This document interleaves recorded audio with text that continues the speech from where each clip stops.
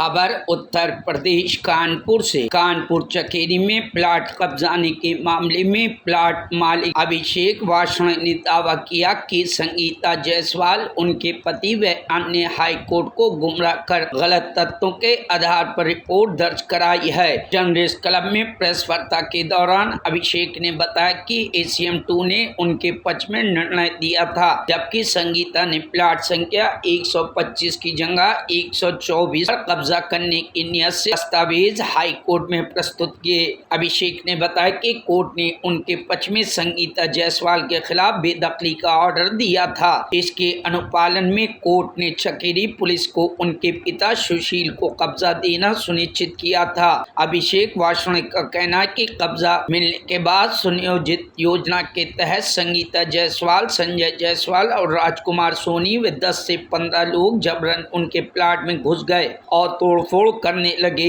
इस पर उन्होंने पुलिस को सूचना दी। आरोप है कि पुलिस ने आरोपियों के बजाय उनके खिलाफ भी मुकदमा दर्ज कर कार्रवाई कर दी। उन्होंने पुलिस आयुक्त से शिकायत कर वीडियो साक्ष्य दिखाए। उन्होंने मामले की जांच कराई तो आरोपियों द्वारा कब्जे की बात सही निकली। इस पर संगीता, उनके पति संजय, राजकुमार सोनी, अजय, आशीष जायसवाल के खिलाफ रिपोर्ट दर्ज हुई। इसके बाद संगीता ने तथ्यों को छिपा और हाईकोर्ट को गुमराह करके चकेरी थाना प्रभारी संतोष कुमार शुक्ला, दरोगा अंकित खटाना समेत उनके खिलाफ मुकदमा दर्ज करा दिया।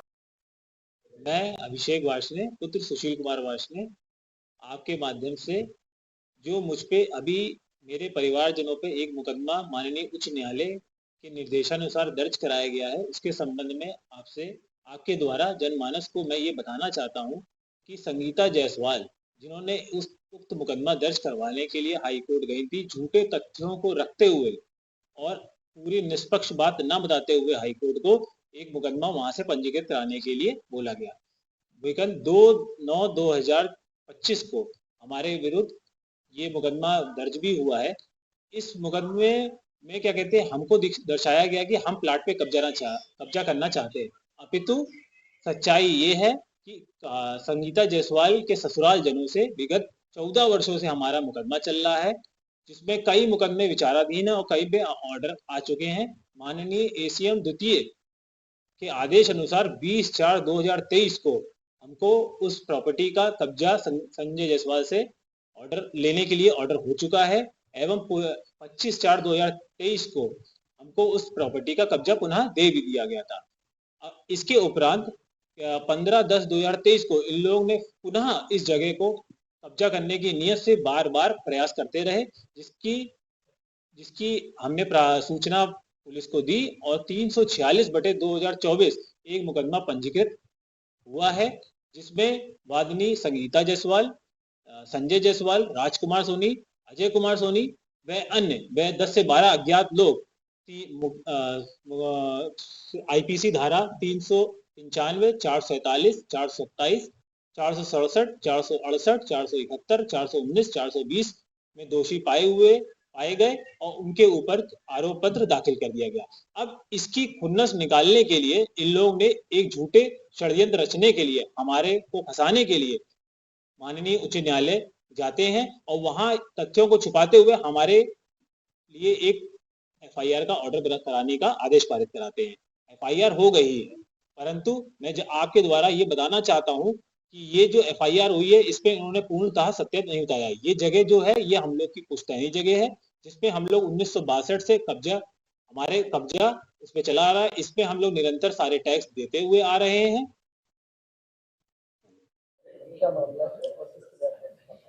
देखिए, आज प्रेस कॉन्फ्रेंस ये बुलाई गई है कि संगीता जायसवाल ने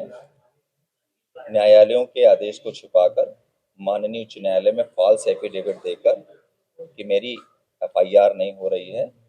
मेरा बलात् पोजेशन कर लिया गया है, एक फर्जी FIR लिखाई, जिसके संबंध में पूरा प्रशासनिक अदालतें, पुलिस प्रशासन पूर्व से परिचित था कि कंसर्निंग अथॉरिटी से इस जमीन का बाकायदा पोजीशन दिलाया गया। पुलिस ने न्यायालय के आदेश से कब्जा दिलाया, जो GD दर्ज है, हमने आपको दिया है। इसके बावजूद भी इन्होंने इस जमीन को अपना नंबर बताकर दूसरे लोगों को विक्रय कर दिया और चूंकि वो विक्रय कर चुके थे तो सोनी एंड फैमिली को पोजीशन दिलाने के लिए बार बार कब्जे का प्रयास करते रहे। इसी क्रम में जब ये इन्होंने दोबारा कब्जे का प्रयास किया तो पुलिस ने लॉ एंड ऑर्डर मेंटेन रखने के लिए उनको वहां से भगाया और इस घटना को इन्होंने गंभीर घटना अपने ऊपर से दिखा के एक एफआईआर की एप्लीकेशन दे दी, जबकि पुलिस कमिश्नर साहब के यहाँ कभी भी इंडिविजुअली नहीं गए और तथ्यों को छुपाकर सीधे ऑनरेबल हाई कोर्ट चले गए और वहां कंसील करके एक कंटेम्प्ट पिटीशन में